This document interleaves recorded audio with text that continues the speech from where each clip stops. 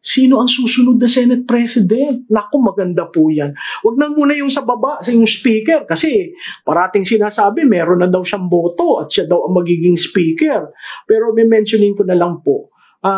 Mahirap po yung nasa 19th Congress ka, tinatali mo na ang kamay ng mga legislator sa House of Representatives at sinasabi mong ako ang susunod na speaker sa House of Representatives.